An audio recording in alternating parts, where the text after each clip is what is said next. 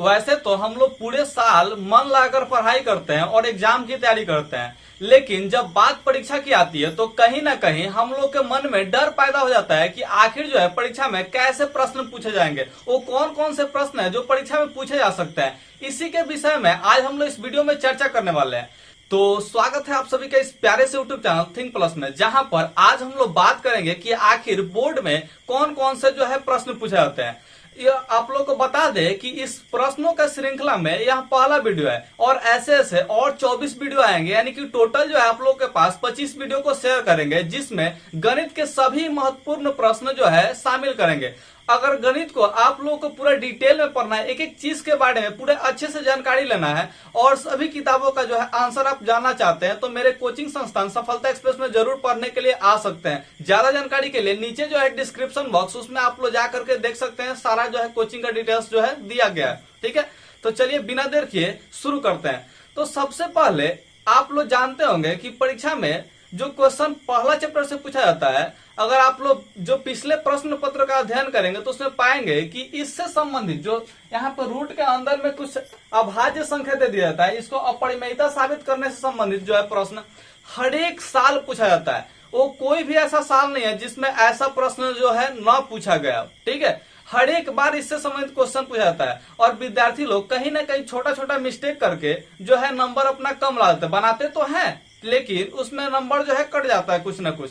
तो आज इस वीडियो में हम लोग इस प्रश्न को ऐसे तरीके से बनाने वाले हैं जिसको आप लोग अगर सेम टू सेम परीक्षा में बना देते हैं या इसमें कुछ अपना भाषा भी मिक्स कर देते हैं तो आप लोग का जो है पूरा का पूरा नंबर दे दिया जाएगा। अगर 2 नंबर का पूछेगा तो 2 में 2 मिलेगा, 5 नंबर का पूछेगा तो 5 में 5 मिलेगा। तरीका सेम फॉलो करना होगा। बात की तो जब भी ऐसा प्रश्न पूछे कि सिद्ध कीजिए कि रूट अंडर 3 या रूट अंडर 2 या root under 5, root under 7, root under 11, ऐसा कुछ भी दे सकता है। नीचे यहाँ पे जो रूट के अंदर में रहेगा वो अभाज्य संख्या रहेगा, यानी कि प्राइम नंबर रहेगा। ठीक है, तो प्राइम नंबर को जो है अपरिमेय संख्या साबित करना होता है। या कुछ प्रश्न जो है ऐसे दे सकता है, दर्शाइए कि, यहाँ पे सिद्ध कीजिए की जगह पे दे देगा दर्शाइए की या दिखाए कि, इससे संबंधित जो है प्रश्न ऐसे करके पूछेगा। तो इसको बनाना है तो आप लोग सबसे पहले जो है आप लोग जानते करते हैं कि सॉल्यूशन जो है लिखना जरूरी होता है। शॉर्टकट में हम लिखते रहे सॉल्यूशन। ठीक है, यहाँ पे आप लोग जब भी ऐसा दिखे, ठीक है, इसको अपरिमेयता साबित करना है तो आप लोग सीधे सीधे इसका अपोजिट यानी कि परिमेय संख्या मान लेंगे। इसको क्या मान लेंगे? परिमेय संख्या।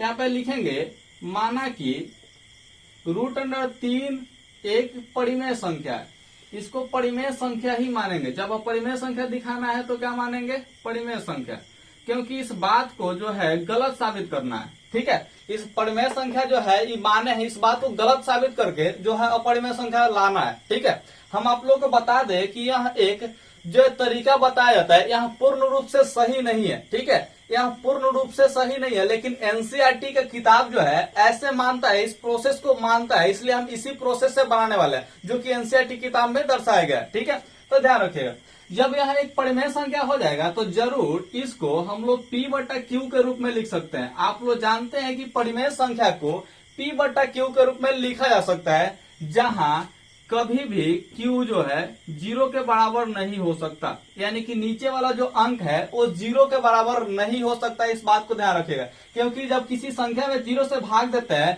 तो इसका मान जो है मतलब कि प्राप्त नहीं होता है, इसका कोई भी परिभाषा नहीं दिया जा सकता है। ठीक है, जब 0 से भाग देंगे। ठीक है, तो ध्यान रखेंगे। अब यहाँ पे एक बात और ध्यान रखिएगा कि जो P और Q होता है यहाँ पे इसको मानक रूप में मानते हैं। तो परिमेय संख्या का जो मानक रूप होता है उसमें कहा जाता है कि यदि कोई परिमेय संख्या P/Q के रूप में होता है जहां P और Q का अभाज्य जो गुणनखंड है, ठीक है, वो उभयनिष्ठ उसमें से अगर निकालेगा तो एक के अलावा कोई दूसरा अंक आएगा ही नहीं। यानी कि सीधा सीधा आप लोग मतलब समझिए कि P और Q का HCF ज्ञात करेंगे। क्या चीज ज्ञात करेंगे? HCF। ठीक है, हाईएस्ट कॉमन फैक्टर जब ज्ञात करेंगे महत्तम समापवर्तक, तो आप लोग पाएंगे कि इसका जो है एक ही निकलेगा। जैसे हम आप लोग का एग्जाम्पल ले दें तो 2/3 जो है यह जो है परिमेय संख्या का मानक रूप है, क्योंकि 2 और 3 का जो HCF आप लोग निकालेंगे तो पाएंगे कि HCF जो है 2 और 3 का वो 1 आएगा। ठीक है, वहीं अगर हम लोग बात करें कि 10 और 15 जो है यह परिमेय संख्या का मानक रूप में नहीं है। कारण क्या है? तो यहाँ पे देखिए, जब इसका जब HCF आप लोग निकालिएगा तो आप लोग को प्राप्त हो जाएगा HCF 10 और 15 का आप लोग का 5 प्राप्त हो जाता है। क्यों? क्योंकि 5 दूना के 10 5 15, यानी कि HCF वो जो संख्या होता है ना, वो इन दोनों संख्याओं को विभाजित करेगा। इसको कोई कटा सकता है किस संख्या से? नहीं कटा सकता, यानी कि इसका जो HCF आएगा वो 1 आएगा, ठीक है। और इसको कटा सकते हैं, अर्थात इसका HCF जो है हम लोग का 1 नहीं आएगा, दूसरा कुछ संख्या आएगा। इसको किससे कटा सकते हैं? 5 से, तो यहाँ पे HCF जो है 5 आएगा। ध्यान रखें कि सबसे बड़ा संख्या से कटाना होता है, ठीक है, तो उसको HCF मानेंगे। कोई छोटा संख्या से कटा रहे हैं तो उसको HCF नहीं मानेंगे, इस बात को आप लोग ध्यान रखिएगा, ठीक है। तो यहाँ पे HCF जो है वो 5 हम लोग का निकल करके सामने आता है। तो यह जो परिमेय संख्या का मानक रूप में नहीं है, क्योंकि इसका HCF जो है 1 नहीं है, लेकिन इसका HCF 1 है, तो ये परिमेय संख्या का मानक रूप है। अर्थात इसको अब और सरल नहीं किया सकता, अब और इसको कटाया नहीं जा सकता है। बात क्लियर? इसको कहेंगे परिमेय संख्या का मानक रूप। तो यहाँ पे हम लोग यही कहते हैं कि यहाँ पे P और Q जो है, यानी कि P बटा Q जो परिमेय संख्या है वो मानक रूप में है। अर्थात इसका जब HCF हम लोग निकालेंगे तो क्या आएगा? 1। और जब कोई दो संख्याओं का HCF 1 आता है तो हम उसको कहते हैं सहअभाज्य संख्या। इन दोनों संख्या का कहेंगे हम लोग सहअभाज्य संख्या, यानी कि दो है, दो को संख्या का युग्म प्राप्त हुआ है, ठीक है। इसलिए यहाँ कॉमा लगा करके लिखेंगे कि P तथा Q सहअभाज्य संख्या है, सहअभाज्य संख्या है। अब सहअभाज्य संख्या लिखने का मतलब आप लोग जानवे करते हैं, क्या हो जाएगा कि इन दोनों का जब HCF निकालेंगे तो 1 आएगा, अर्थात इन दोनों को सिर्फ और सिर्फ 1 से ही कटा सकते हैं, ठीक है, और स्वयं से कटा सकते हैं, ध्यान रखेंगे। तो यहाँ पे ध्यान रखेंगे सिर्फ और सिर्फ किससे कटाएंगे? 1 से कटाएंगे। अगर 1 से नहीं कटता है तो वो सहअभाज्य संख्या नहीं होगा। तो इस बात को आप लोग क्लियर समझ गए हैं, ठीक है। अब यहाँ पे समझिए, इस रूट को हटाना है। किसको हटाना है? रूट को। तो जब भी रूट को हटाना होता है तो आप लोग जानते हैं कि वर्ग करते हैं उसका, ठीक है। क्या करते हैं? वर्ग। तो यहाँ पे लिखेंगे दोनों तरफ वर्ग करने पर, क्या लिखेंगे? दोनों तरफ वर्ग करने पर। तो जब वर्ग करेंगे तो यहाँ पे √3 का स्क्वायर हो जाएगा, और यहाँ पे P बटा Q का जो है होल स्क्वायर हो जाएगा। तो यहाँ से आप लोग जानते हैं कि स्क्वायर से रूट क्या हो जाएगा? खत्म हो जाएगा। तो यहाँ पे बच जाएगा क्या चीज? P स्क्वायर और यहाँ पे Q स्क्वायर, ठीक है। तो इस तरह से बचेगा। अब यहाँ से अगर देखा जाए तो हम लोग कह सकते हैं, तिरछा तिरछा अगर गुना करते हैं तो 3 के साथ Q स्क्वायर जो है आ सकता है क्या? ये नीचे है तो बराबर किधर जाएगा? तो इस गुना में पहुंच जाएगा। तो 3Q square is equal to P square. अब थोड़ा सा यहाँ पे दिमाग लगाइए, ठीक है। इस 3 को उधर लेके जाते हैं, ठीक है, बराबर के दूसरे साइड ले जाते हैं। तो क्या P के बट्टा में 3 आएगा क्या? अगर P के बट्टा में 3 जब आएगा तो हम कह सकते हैं क्या कि इस P स्क्वायर को जो है 3 विभाजित कर रहा है। अगर 3 को इधर लेके आते हैं तो यहाँ पे देखिए P स्क्वायर को 3 विभाजित कर रहा है ना? हाँ, कर रहा है। तो यहाँ पे लिखेंगे अतः यहाँ P स्क्वायर को 3 विभाजित करती है, विभाजित करती है। अब आप लोग थोड़ा समझिए, जब P स्क्वायर को विभाजित करेगा 3, ठीक है, तो क्या हम लोग ऐसा भी तो कह सकते हैं कि इस जो है P को 3 विभाजित करेगा, क्योंकि P स्क्वायर को P गुने P लिख सकते हैं। तो 3 से इस सिर्फ 3 को जो P है इसको भी तो विभाजित किया जा सकता है। तो ऐसा एक सिचुएशन माना जाता है और कहा जाता है कि यहाँ पे P को भी 3 जो है विभाजित कर रहा है।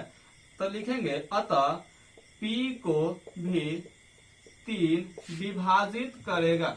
इतना आप लोग जरूर बात लिखेंगे, ठीक है। जब इतना लिखेंगे तो आप लोग समझिए, यहाँ पे हम लोग P को 3 से भाग दे रहे हैं, ठीक है। अब 3 से भाग दे रहे हैं तो हम लोग मान करके चल रहे हैं कि पूरा का पूरा कट जा रहा है, ठीक है। मान करके चल रहे हैं क्या चीज कि पूरा का पूरा कट जा रहा है। तो यानी कि शेषफल जो हम लोग का कितना आ जाएगा? 0।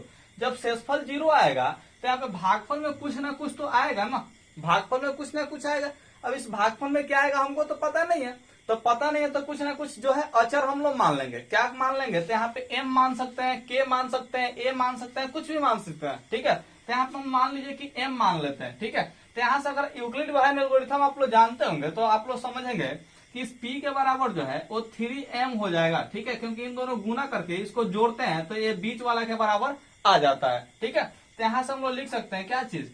P बराबर जो है 3M, क्योंकि इसमें 0 जोड़ेंगे तो कोई इफेक्ट पड़ने वाला नहीं है। तो इस बीच वाले को लिखने के लिए इन दोनों का क्या कर देते हैं? गुना करके इसको जोड़ देते हैं, ठीक है। तो जिसको जोड़ने से कोई फायदा होने वाला नहीं, तो सिर्फ और जिसको गुना कर लिया तो 3 में M से गुना होगा तो 3M आ जाएगा। अर्थात यहाँ पे M जो है अपने से रखे, तो फिर यहाँ पे मानेंगे कि माना P बराबर 3M, ठीक है। यहाँ पे क्या मान लेंगे? P बराबर 3M मान लेंगे। अब जब 3M मानेंगे तो इसको समीकरण 1 मान करके इसमें इसका मान रख देते हैं, ठीक है। देखते हैं क्या होता है, ठीक है। तो यहाँ पे कहेंगे समीकरण 1 से, समीकरण 1 से, और समीकरण 1 में क्या है 3q² इज इक्वल टू में p² है। ठीक है, अब यहां से थोड़ा इसको हम लोग मिटा लेते हैं।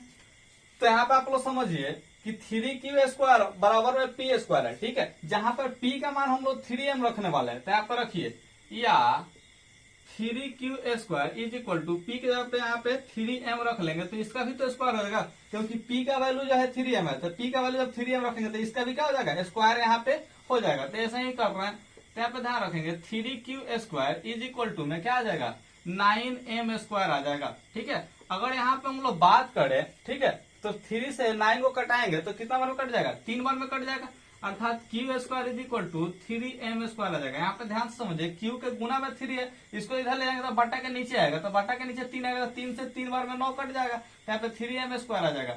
अर्थात अगर यहाँ पे फिर से ध्यान से देखें तो इस 3 को अगर इधर लेके आते हैं तो q² को भी 3 विभाजित करने लगा है। ठीक है, क्यों, क्योंकि 3 इधर गुना में तो इधर आएगा तो बट्टा के नीचे आएगा, अब बट्टा के नीचे आएगा तो आप लोग जान रहे हैं कि q² के यहाँ पे क्या करेगा 3 जो विभाजित करेगा, तो फिर वही बात लिखेंगे यहाँ वाला बात। ठीक है, यहाँ q² को 3 विभाजित करती है। ठीक है, अब जब यहाँ पे q² को विभाजित करेगा तो हम लोग समझ सकते हैं कि q को भी 3 क्या करेगा विभाजित करेगा। ठीक है, तो इसको भी हम लोग लिख लेंगे। ठीक, अब आगे समझिए, जब यहाँ पे q² को भी 3 विभाजित किया और यहाँ p² को भी 3 विभाजित किया, अर्थात कहने का मतलब p को भी 3 विभाजित किया और q को भी 3 विभाजित किया, तो समझिए थोड़ा सा खेल यहाँ पे क्या है। हम पहले यहाँ पे बताए थे सभाज्य संख्या यानी कि परिमेय संख्या का मानक रूप में। ठीक है, अर्थात p और q को एक के अलावा कोई और दूसरा यहाँ पे विभाजित तो नहीं करेगा, अर्थात इसका उभयनिष्ठ गुणनखंड एक के अलावा दूसरा कुछ आ ही नहीं सकता। लेकिन यहाँ पे देख रहे हैं कि 3 जो है इन दोनों को विभाजित कर रहा है, p को भी और q को भी, अर्थात कह सकते हैं कि p और q का एक नया HCF जो है वो 3 निकल करके आ रहा है, लेकिन हम तो माने थे 1, तो यहाँ पे तो गलत साबित होगा। हम तो गलत साबित होगा, इसका मतलब क्या है, यहाँ पे हम जो परिमेय संख्या माने थे वो गलत हो गया। अब जब परिमेय संख्या जब नहीं होगा तो क्या हो सकता है, अपरिमेय संख्या होगा। बात क्लियर, तो इस तरह से यहाँ पे साबित किया जा सकता है। ठीक है, तो यहाँ पे लिखेंगे चूंकि यहाँ अतः यहाँ p तथा q का एक अतिरिक्त गुणनखंड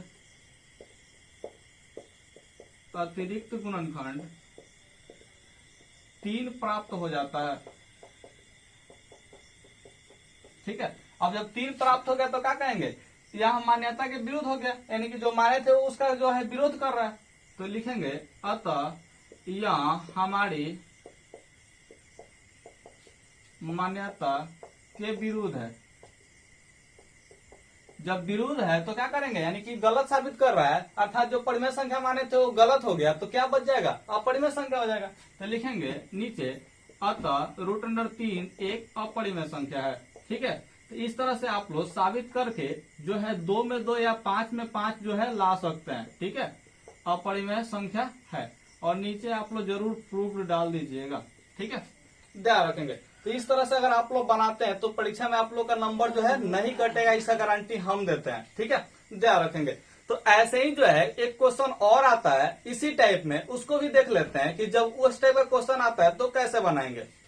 अब अपरिमेय संख्या साबित करने के संबंध में एक दूसरा टाइप जो आता है वो कुछ इस प्रकार का होता है, जिसमें संख्या को एक अपरिमेय संख्या दे देगा और एक परिमेय संख्या दे देगा। अब इसमें या तो घटाव का संबंध हो सकता है, या जोड़ का संबंध हो सकता है, या गुणा का संबंध हो सकता है, या बटा यानी भाग का संबंध हो सकता है। इस प्रकार से कुछ संबंध दे देगा। ठीक है, और एक पूरा एक संख्या बना देगा और कहेगा कि इसको अपरिमेय संख्या साबित कीजिए। तो आप लोग ध्यान देंगे कि जब भी ऐसा दे, ठीक है, सिंगल फॉर्म में ना दे, रूट अंडर केवल 5 को देगा तब तो जो पहले वाला मेथड बनाए थे उस मेथड से आपको बनाना पड़ेगा। रूट अंडर 7 दे देगा तो उसको उस मेथड से बनाना पड़ेगा। लेकिन आप लोग अगर इसमें देखेंगे तो एक परिमेय संख्या एक अपरिमेय संख्या ऐसा कुछ संबंध दे रहा है। ठीक है, और इसको एक संख्या बनाकर कह रहा है कि इसको अपरिमेय संख्या साबित करना है, इसको साबित कीजिए। ठीक है, तो आप लोग जानते हैं कि यहाँ पे जो ऐसा अगर स्थिति है तो आप लोग के पास 4 कंडीशन जो उत्पन्न हो सकता है। पहला कंडीशन क्या होता है कि परिमेय संख्या के बराबर परिमेय संख्या ही होता है। ठीक है, दूसरा यहाँ पे कंडीशन आप लोग ध्यान रख सकते हैं कि परिमेय संख्या के बराबर अपरिमेय संख्या नहीं हो सकता है। ठीक है,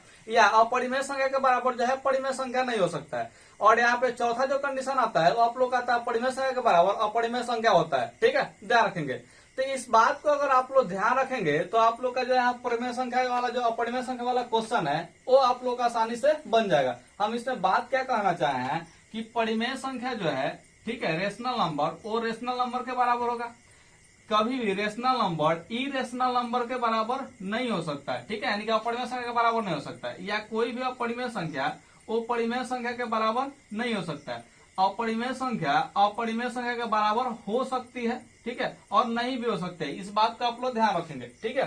तो यहाँ पे इस बात को आप लोग मान करके चलेंगे, यानी कि बराबर वाला जो कंडीशन है वो सिर्फ और सिर्फ इसमें आएगा, ठीक है। इसमें जो है कंफ्यूजन आता है, बराबर हो भी सकता है और बराबर नहीं भी हो सकता है, तो हम इसको नहीं के मान्यता में लेकर के चल रहे हैं। ये अगर चारों कंडीशन आप लोग याद कर लेते हैं तो आप लोग निश्चित रूप से इस सवाल को सॉल्व कर पाएंगे।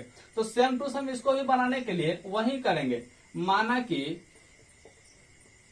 3 माइनस रूट अंडर 5 एक परिमेय संख्या है, क्या कर लेंगे, परिमेय संख्या मान लेंगे। जब परिमेय संख्या मान लेंगे तो हम लोग जानते हैं कि इसको हम लोग किसके रूप में लिख सकते हैं, P बटा Q के रूप में लिख सकते हैं। तो यहाँ पे लिख लेंगे इसके बराबर में P बटा Q। हम लोग जानते हैं कि जहाँ Q कभी भी 0 के बराबर नहीं हो सकता। बात क्लियर। यहाँ पे हम लोग ये भी बात लिखेंगे, P और Q जो है सहअभाज्य संख्या है, P तथा Q सहअभाज्य संख्या है,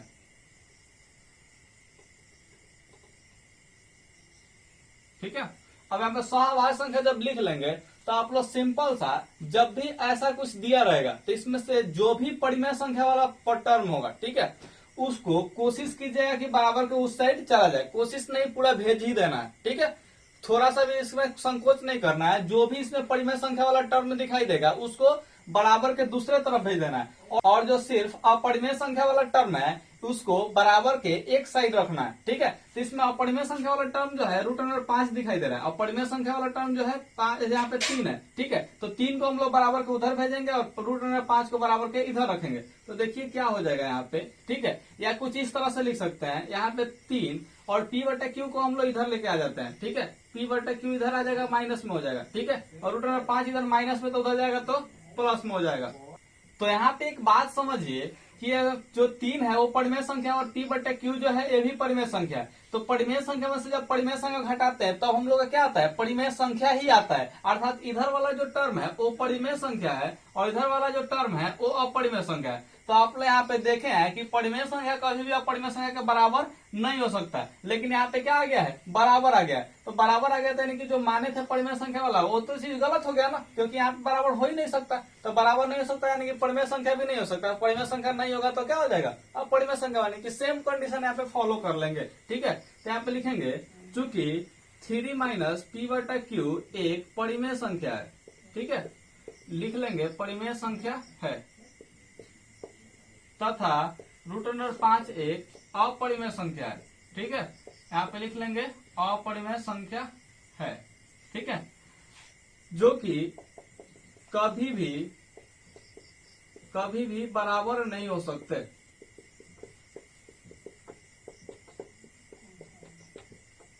अतः यह हमारी मान्यता के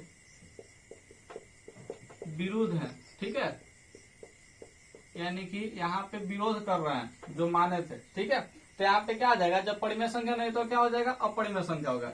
इसलिए रूट अंडर यहाँ पे 3 माइनस रूट अंडर 5 एक क्या हो जाएगा, अपरिमेय संख्या हो जाएगा, ठीक है, ध्यान रखेंगे। तो इस टाइप का क्वेश्चन जो है ऐसे सॉल्व कीजिएगा, ठीक। तो अगर आप लोग को यह जो है बात समझ में आ गया तो फटाफट लाइक कर दीजिए यार। क्या कर रहे हैं आप लोग, अभी तक लाइक नहीं किए, लाइक कर दीजिए जल्दी। एगो बात कहें, ये वाला जो क्वेश्चन है ना ये भी बहुत बार परीक्षा में पूछता है, इतना बार पूछता है ना कि फिर बात का। वैसे तो है 9th क्लास का, लेकिन बड़ी परेशान करता है, 10वीं क्लास में पूछ देता है, क्या कीजिएगा, पढ़ना पड़ता है। चलिए देख लेते हैं।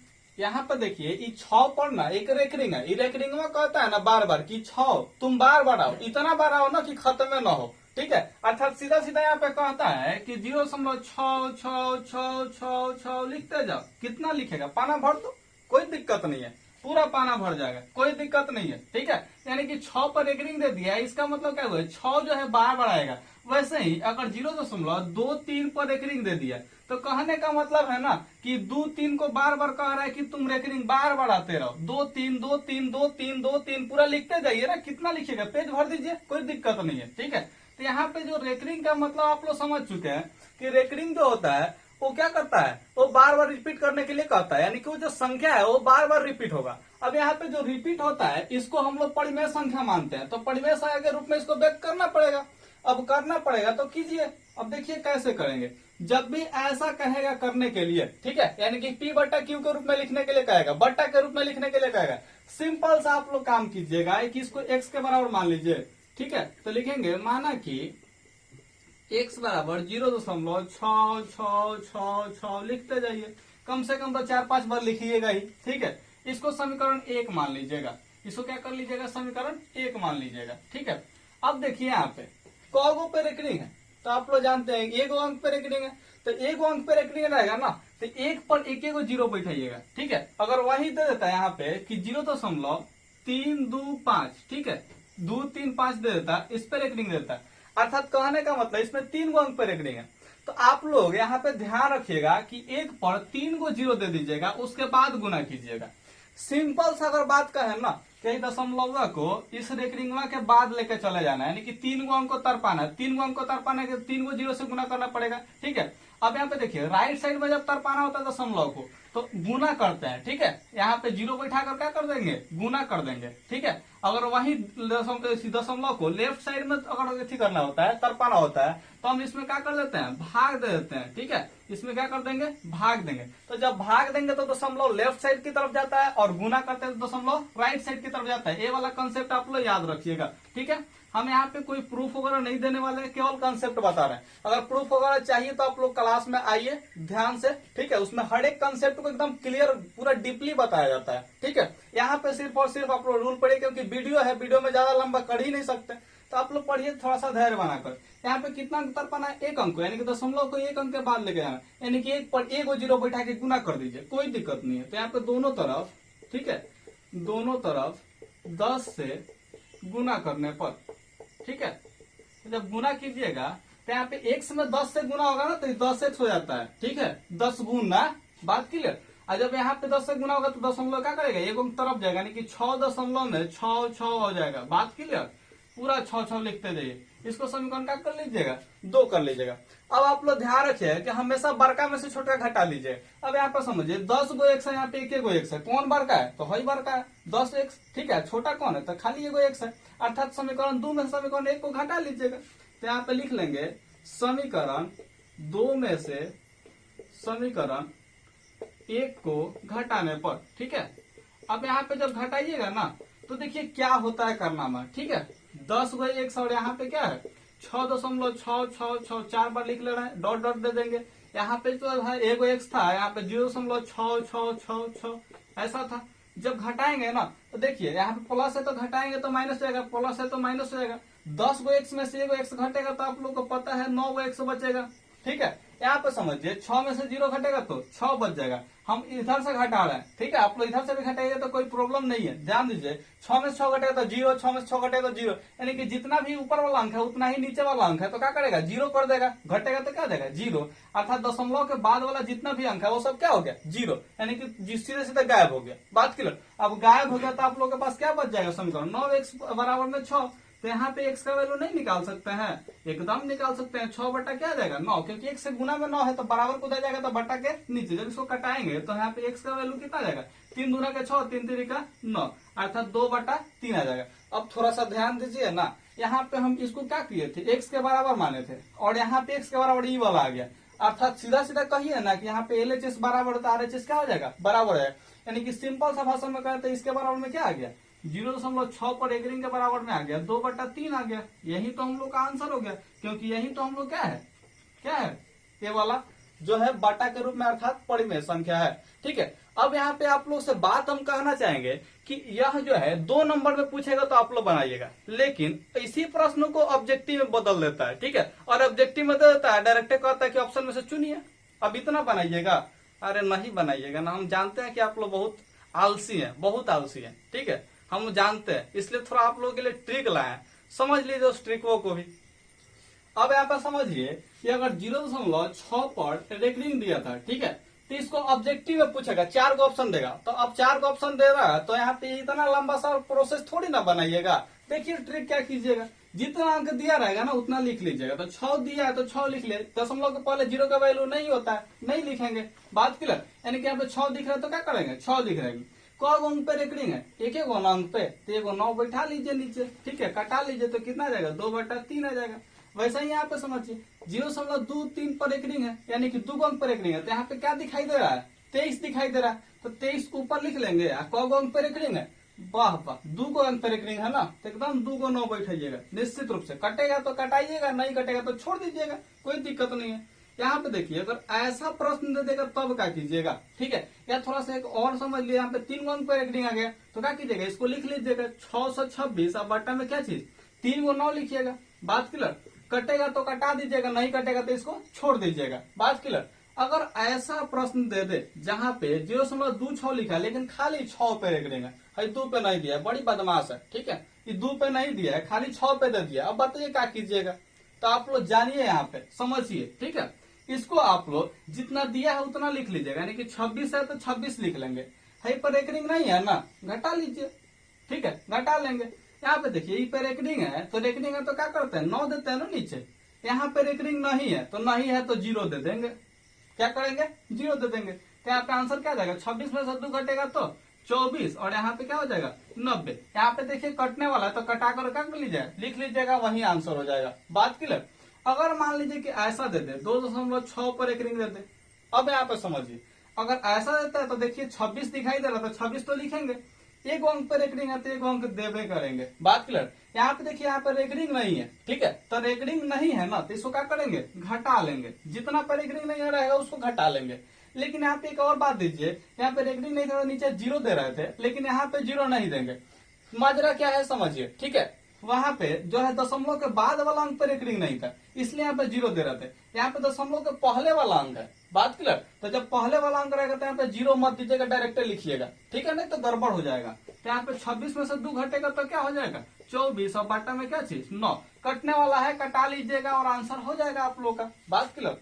अगर मान लीजिए कि ऐसा कुछ क्वेश्चन पूछ दे, ठीक है, 2.25 पर यहाँ पे खाली 5 पे रेकरिंग दे दे, तब क्या कीजिएगा, जितना दिखाई दे रहा है ना उतना जरूर लिखिएगा, हर एक क्वेश्चन में लिखना है, जितना दिखाई देगा उतना लिख लेना है, ठीक है। जो जितना पे रेकरिंग नहीं है ना उसको घटा लीजिए, देखिए 2 पे रेकरिंग नहीं है तो 2 को घटा लेंगे, ठीक है। यहाँ पे 5 पे रेकरिंग है तो इसके बदले क्या करते हैं, नीचे एगो 9 दे देंगे।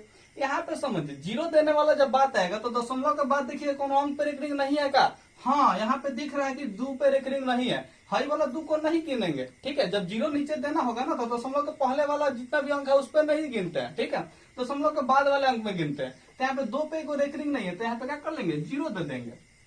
अब 0 देके इसको सॉल्यूशन कर लेंगे तो आराम से आ जाएगा। तो यहाँ पे देखिए 5 में से 2 घटेगा तो 3, और 2 में से 2 घटेगा तो 0, और यहाँ पे 2 बच जाएगा, यानी कि 2 से 3 बटा 90 हो जाएगा। इसको कटने वाला होगा तो कटा लीजिएगा और लिख लीजिएगा, नहीं कटने वाला होगा तो छोड़ दीजिएगा, वैसा ही आंसर हो जाएगा। तो मेरे ख्याल से आप लोग इसमें का जो ऑब्जेक्टिव क्वेश्चन पूछेगा उसको बनाने में आप लोग ज्यादा टाइम इन्वेस्ट नहीं करेंगे। और आप लोग को बता दें कि इससे संबंधित क्वेश्चन जो है कॉम्पिटेटिव एग्जाम में भी पूछ देता है, ठीक है, तो ये बहुत महत्वपूर्ण हो जाता है। वैसे पढ़ना था 9th क्लास में, आप लोग पढ़े नहीं होंगे, हम उम्मीद करते हैं कि आप लोग को ये भूल गए होंगे, बात क्लियर। तो चलिए आज सीख लिए, अब इसको मत भूलिए क्योंकि परीक्षा में काम आने वाला है, ठीक है, और बहुत बार पूछा करता है इससे परीक्षा में, ठीक है। 2015 में पूछ दिया था, 2017 में पूछ दिया था, तो ऐसा पूछते रहता है, ठीक है, इसको जरूर ध्यान रखिएगा। तो चलिए अगले टाइप की तरफ बढ़ जाते हैं। तो यहाँ पे अगला जो टाइप है आप लोग देखिए कि अगला टाइप में जो क्वेश्चन पूछता है वो लघुत्तम और महत्तम निकालने के लिए कहेगा। तो आप लोग कहिए कि क्या सर जी क्या है मजाक कर रहे हैं, तो आप लोग यहाँ पे ध्यान रखिए कि यह जो प्रश्न है वो बार बार परीक्षा में पूछते रहता है, ठीक है, और कहेगा लघुत्तम और महत्तम निकालने के लिए, जो कि आप लोग 3रा-4था क्लास में पढ़े होंगे। लेकिन हाँ एक बात ध्यान रखिएगा कि यहाँ पे जो है अभाज्य गुणनखंड विधि से कहता है निकालने के लिए, और जो आप लोग पढ़े वो दूसरा विधि है, ठीक है, तो यहाँ पे अलग विधि से बनाना है। तो चलिए इसको सीख लेते हैं। तो यहाँ पे जब भी ऐसा कहेगा तो आप लोग सीधा सीधा जितना भी संख्या दिया रहेगा उसका अभाज्य गुणनखंड निकाल लीजिएगा, ठीक है। तो यहाँ पे अभाज्य गुणनखंड कुछ इस प्रकार से निकाला जाता है, आप लोग को पता है, जो भी लोग पढ़े होंगे उसको पता है, ठीक है। सबसे पहले अभाज्य संख्या जो आता है वो क्या आता है, 2 आता है। तो 2 से भाग दे करके देखेंगे, कट जाएगा तो ठीक है, नहीं कटेगा तो अगला अभाज्य संख्या से भाग देंगे। यहाँ पे 2 से देखिए तो 2 से भाग लगेगा, हाँ 2 3 6 हो जा रहा है, 3 कटेगा क्या, किसी वजह से खुद अभाज्य संख्या आ गया, तो अब कटाने की जरूरत क्या है, छोड़ दीजिए इसको। ये देखिए 8 जो है इसमें सबसे छोटा अभाज्य संख्या 2 से भाग दे दीजिए, 2 चौका 8, ये अभाज्य संख्या नहीं है यानी कि इसका कटेगा, ठीक है। तो फिर 2 से भाग लगाएंगे तो क्या हो जाएगा, 2 दूना के 4। अब यानी कि 2 भी अभाज्य संख्या आ गया, यानी कि अब सारा का सारा क्या हो गया, अभाज्य संख्या हो गया, तब इसको छोड़ देंगे। यहाँ पर समझिए, इसको जब 2 से भाग देंगे तो क्या हो जाएगा, 11 बार में कट जाएगा, 11 तो खुद है अभाज्य संख्या। अब अभाज्य संख्या आप लोग बार बार कह रहे हैं तो अभाज्य संख्या का आप समझ लीजिए, ठीक है। वह संख्या जो 1 से और 0 से विभाजित होता है, ठीक है, वह संख्या जो 1 और 0 से विभाजित होता है, ध्यान रखिए पॉजिटिव नंबर होता है, ठीक है, और पूर्णांक भी होता है। ध्यान रखिएगा क्या कह रहे हैं, यह पॉजिटिव नंबर होता है यानी कि धनात्मक संख्या होता है, और पूर्णांक भी होता है यानी कि पूरा अंक होता है, ठीक है, इंटीजर्स होता है, तो उसको क्या कहेंगे, अभाज्य संख्या कहेंगे, ठीक है। जब इसमें 1 और 0 के अलावा दूसरा की संख्या से भाग नहीं लगे तब कहेंगे, बात क्लियर। तो यहाँ पे देखिए 11 जो है वो पूर्णांक भी है, धनात्मक संख्या भी है, इसमें 1 से और 11 के अलावा दूसरा की संख्या से भाग भी नहीं लगता, इसलिए 11 जो है अभाज्य संख्या हो जाएगा। यानी कि जितना भी यहाँ पे तोड़े हैं वो सब क्या है, अभाज्य संख्या है। और आप लोग एक और रूल पढ़े होंगे, जब पहला चैप्टर आप लोग पढ़ रहे होंगे 10वां क्लास का, तो उसमें एक रूल पढ़े होंगे कि प्रत्येक भाज्य संख्या को अभाज्य संख्या के रूप में लिखा जा सकता है। भाज्य संख्या अर्थात उसमें किसी अन्य संख्या से भाग लगता हो तो उसको भाज्य संख्या कहेंगे। अभाज्य संख्या अर्थात उसमें किसी अंक से भाग नहीं लगता है तो क्या कहेंगे, उसको अभाज्य संख्या कहेंगे। उसमें अभाज्य संख्या में 1 और 0 के अलावा दूसरा की संख्या से भाग नहीं लगता है। तो यहाँ पे ध्यान रखिएगा कि प्रत्येक भाज्य संख्या 6, 8 और 22 ये भाज्य संख्या है, इसलिए इसको अभाज्य संख्या के रूप में लिखें। अगर ये खुद अभाज्य संख्या होता तो इसको अभाज्य संख्या के रूप में लिखने की जरूरत नहीं होता, ये खुद के खुद क्या है, अभाज्य संख्या है, तो उसी को लिख देते। बात क्लियर, तो यहाँ पे ध्यान रखेंगे। अब यहाँ से लिख लीजिएगा, जो 6 है इसके बराबर क्या है, 2 गुने 3 आया है, ठीक है। 8 के बराबर क्या आया है, 2 गुने 2 गुने 2 आया है, और ये 22 के बराबर में क्या है, तो आप लोग देख रहे हैं कि 2 गुने 11 है, 11 दुना के 22, देख लीजिए 2 दुना के 4 दुना के 8 हो जाएगा, 2 3 6 हो जाएगा। ऐसे आप लोग लिख लेंगे। अब जब लिख लेंगे तो बारी आएगा मौसा यानी कि HCF और लौसा यानी कि LCM ज्ञात करने के लिए, ठीक है। तो जब HCF हम लोग ज्ञात करना होगा तो किसका किसका HCF ज्ञात करना है, इन तीनों का, तो लिख लेंगे इसको 6, 8 और 22, ठीक है। यानी कि इन तीनों का यहाँ पे HCF जब ज्ञात करेंगे, हाईएस्ट कॉमन फैक्टर यानी कि हाईएस्ट कॉमन फैक्टर यानी कि कॉमन देखेंगे, इसमें क्या देखेंगे, कॉमन देखेंगे। अब कॉमन क्या दिखाई देगा, तो जो तीनों में शामिल होगा उसको कॉमन कहेंगे। देखिए 2 इसमें है, इसमें भी है और इसमें भी है, यानी कि 2 जो है तीनों में शामिल है। जब तीनों में शामिल है यानी कि कॉमन है तो इसको यहाँ पे लिख लीजिए। ये देखिए ये जो 3 है यहाँ पे है लेकिन इसमें है ही नहीं, तो यानी कि ये कॉमन नहीं है, तो इसको छोड़ देंगे। 11 यहाँ पे है तो देखिए, और बाकी में है क्या, 11 भी नहीं है। बात क्लियर, यानी कि सिर्फ और सिर्फ 1 2 कॉमन दिखाई दे रहा है, बाकी कोई कॉमन दिखाई दे ही नहीं रहा है, तो यहाँ पे सिर्फ और सिर्फ 2 जो है हम लोग क्या हो जाएगा, HCF हो जाएगा, ठीक है। अगर कोई और संख्या कॉमन होता है तो इसको गुना के रूप में लिख लेते हैं और गुना करके लिख लेते हैं, बात क्लियर। लेकिन यहाँ पे एक ही संख्या कॉमन था तो इसलिए हम अकेला लिख लिए, ठीक है, तो हम लोग का HCF निकल जाएगा। अब सेम उसी तरह से जो LCM निकालना है, अब LCM निकालने के लिए आप लोग ध्यान रखिएगा, LCM किसका किसका निकालना है, 6, 8, 22 का निकालना है। तो जो कॉमन होगा यहाँ पे वो सब मत देखिएगा यहाँ पे संख्या कौन कौन है, तो संख्या इसमें देख रहे हैं तो एक 2 दिखाई दे रहा है, ठीक है, एक 3 दिखाई दे रहा है और एक 11 दिखाई दे रहा है। इसके अलावा और कोई टाइप का संख्या है ही नहीं, ठीक है, इसलिए इसके अलावा किसी और टाइप का संख्या इसमें है ही नहीं। अब नहीं है तो यहाँ पे समझिए 2 जो है वो सबसे अधिक किसमें है, इसमें देखिए 2 जो है 1 बार आया है, इसमें 2 जो है 3 बार आया है और इसमें 2 जो है 1 बार आया है, ठीक है। तो सबसे अधिक बार किसमें आया है, इसमें आया है 3 बार, तो इन तीनों को लिख लेंगे, हाँ दोनों को छोड़ देंगे, जो कम है उसको छोड़ देंगे, ठीक है, जो सबसे अधिक बार आया होगा उसी को लिख लेंगे। तो यहाँ पे 3 बार 2 आया है तो 3 बार 2 लिख लेंगे। यहाँ पे 3 देखिए 3 कितना बार आया है, तो इसमें 1 बार है, इसमें 1 बार नहीं है, इसमें 1 बार नहीं है, यानी कि सबसे अधिक बार कितना बार आया है, 1 बार आया है, तो इसको लिख लेंगे 1 बार। उसके बाद संख्या 11 मिल रहा था तो 11 जो है 1 बार आया, बाकी कहीं आया है क्या, नहीं है, तो इसको भी क्या कर लेंगे, लिख लेंगे। यानी कि सबसे अधिक बार जो आया होता है उसी को लिखते हैं, ठीक है। इसमें 2 जो लिखे हैं यहाँ पे 3 बार सबसे अधिक बार आया था तो ये कम वाला को छोड़ दिए, इसको लिख लिए, बात क्लियर। तो इस तरह से लिख लेंगे और गुना कर लेंगे। जब गुना कीजिएगा तो देखिए यहाँ पे 2 2 जा 4 2 जा 8 और 8 2 जा 8 3 जा 24 में अगर 11 से मल्टीप्लाई करेंगे तो आप लोग यहाँ पे आएगा 4 6 2 आएगा, यानी कि 264 आएगा। अब 11 से कैसे मल्टीप्लाई करते ट्रिक था, ठीक है, ध्यान रखेंगे। तो ट्रिक के अनुसार जो है यहाँ पे मल्टीप्लाई कर लिया। अगर गुना का आप लोग ट्रिक देखना चाहते हो तो इसका वीडियो जो है हम पहले ही बना चुके हैं, तो आप लोग जाइएगा मेरे प्ले लिस्ट में, और मैथमेटिक्स का जो ट्रिक वाला जो वीडियो है, तो ट्रिक वाला सेक्शन में जाएगा तो मैथमेटिक्स में जो गुना करने वाला ट्रिक है वो वाला मिल जाएगा वीडियो, तो आप लोग देख लीजिएगा। गुना आसानी से हो जाता है उसके अकॉर्डिंग देखेंगे तो, ठीक है, परीक्षा में काफी ज्यादा समय बच जाता है। ठीक है, तो यहाँ पे गुना कर लेंगे। बात क्लियर? तो अगर आप लोगों को जो है इस टाइप के क्वेश्चन अगर क्लियर कर लेते हैं, जो भी 4 को टाइप बताए हैं, अगर चारों टाइप क्लियर हो जाता है तो आप लोग जब भी परीक्षा में बैठेंगे तो ये पहला चैप्टर से एक भी क्वेश्चन छोड़ करके नहीं आएंगे। ऑब्जेक्टिव का जिम्मेदारी नहीं है, 2 नंबर और 5 नंबर में जो आएगा उसको आप लोग छोड़ नहीं पाएंगे। ठीक है, ऑब्जेक्टिव के लिए दूसरा जो है वीडियो बनेगा, कोई दिक्कत नहीं है। इसमें जो है पहला चैप्टर से जितना भी टाइप का क्वेश्चन बनता है वो 4 टाइप में आता है। ठीक है, और जो कि परीक्षा में पूछता है, बाकी जो टाइप है उससे प्रश्न जो है नहीं पूछता है, इसलिए उसको इसमें शामिल नहीं किए। तो अगर आप लोग को यह वीडियो जो है पसंद आया तो क्या कर रहे हो यार, लाइक कर दो ना, क्या दिक्कत है। ठीक है, और नीचे जो है सब्सक्राइब वाला बटन उसको दबा दो, और बगल में एक घंटा आएगा उसको बजा देना। ठीक है, और बजा देना, उसके बाद